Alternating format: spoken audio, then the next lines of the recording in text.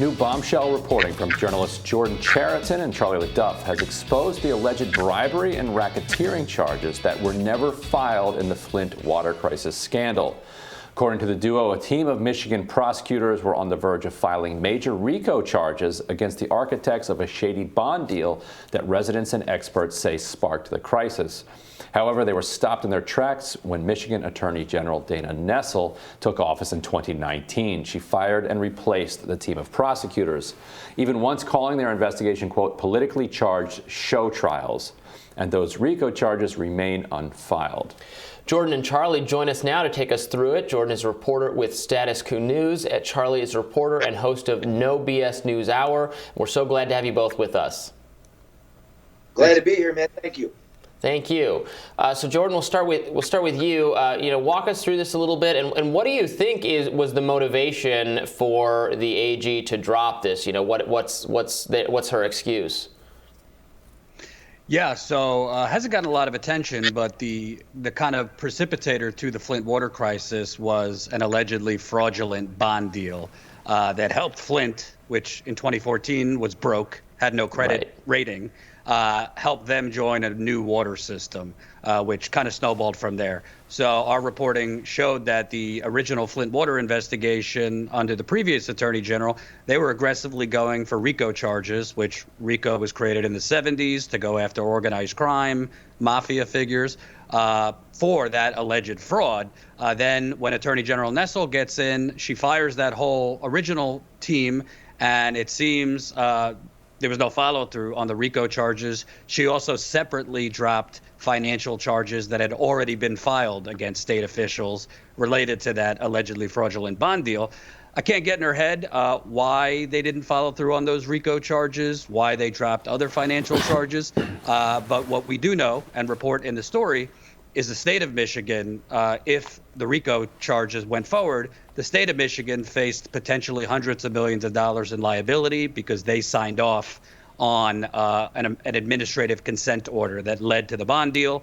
And JP Morgan and Wells Fargo, who issued the bonds, they also face potential liability. So I don't know why she hasn't followed through, but we do know that there was an aggressive financial investigation that pretty much got buried. And Charlie, what is your sense of how strong the evidence was behind the Rico charge? In other words, if they'd gone forward with it, how likely would they have been to get a conviction? It's a great question. So, okay, let me just make it clear. Jordan has been bird dogging this thing from the beginning. We were involved with this before there was even an investigation. We know 1,000%. Go to the Guardian, put in Jordan, LeDuff, Flint. 1,000% everything here is accurate. They were coming. This was a ripoff. Simply put, it was a ripoff. We know that Flint didn't need a new water system. Detroit gave them water for 60 years. 60 years. The water was fine. It was expensive. That everybody decided they're going to build a new water system to make some dough. Except they forgot, in the meantime, the water system's to be built. But in the meantime, we're going to drink out of the river and process it through a plant that doesn't work. Why? Because they didn't have the money to fix the plant. It's this. We're going to build a water system. In the meantime, by the time it's up and running, we're going to give you swill, pig water, right? Dogs wouldn't drink out of this river. That's the fraud. It's quite obvious. The investigation was strong. We've got all the documents. Without the documents, me looking at it, Jordan looking at it, you knew something was wrong. And look, the charges are for these public officials. You knew about it. People died. You didn't say anything. Yes, that's bad, and they should be put on trial for that. But the people that concocted the poisoning, the whole plan, they all get to walk. So you know what happens? They have children, and my children got to battle their children because there's a corrupt element in the country. You know it. The country knows it. People of Michigan know it. Jordan knows it. The Attorney General knows it. And there is no true justice. End of story. Yeah, and so I think It's interesting because this scandal, and I'm a Michigan native. I know people who live in Flint. It's horrible what happened. This was a screw up, a horrible thing that did speak to corruption at various levels of government and people in both political parties. So it's interesting that this is obviously a Democratic Attorney General, and previously the Republican Attorney General was the one pursuing these RICO charges. But so Jordan, is there a discernible political motive here? Because there were Democratic and Republican officials, right? Like Governor Snyder was taking heat for this. It was really across the board corruption allegations. That's my sense of it. Am I right about that? Yeah, at the top, obviously, Governor Snyder was a Republican administration, so most of the officials that were being gone after were Republicans. But there were also local Democratic officials kind of in on this pipeline deal that Charlie was just referring to. So there were both Democrats and Republicans that made the wrong decisions, also covered up the toxic water in real time as residents were drinking it. I will say the Republican Attorney General Bill Schuette that launched the original investigation, he had hired a special prosecutor, so kind of like think Robert Mueller, but for Flint. Mm-hmm. So it was the original investigation was outsourced to a special private investigator. The chief investigator was the former head of the FBI in Detroit. He actually had previously investigated the Gambino crime family, 9/11, some serious stuff. The current attorney general, when she got in there, for whatever reason, maybe politics, wiped clean Schuette's team, wiped clean the Republican Attorney General's team, brought in her new team. I can't give you the exact reason, call it incompetence or other motives, but they did not follow through on this, following the money, financial fraud. And also, they only charged the governor with a misdemeanor when Charlie and I both have reporting that the previous investigation was gunning for involuntary manslaughter. So I don't want to make it a Democrat-Republican thing, but just It's a tale of two investigations, really. I don't know. The Attorney General has not answered our specific questions, why she dropped financial fraud charges, why they did not follow through on this RICO investigation, and why the governor was only charged with a misdemeanor. And Charlie, what more can still be done?